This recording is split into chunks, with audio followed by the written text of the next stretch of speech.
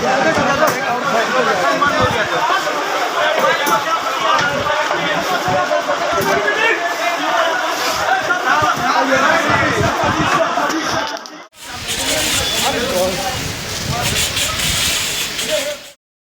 একটি চট কারখানায় বিধ্বংসী আগুন। প্রধানত পিচ চট তৈরির কারখানায় আজ দুপুরে কাজ চলার সময়তেই লাগে আগুন।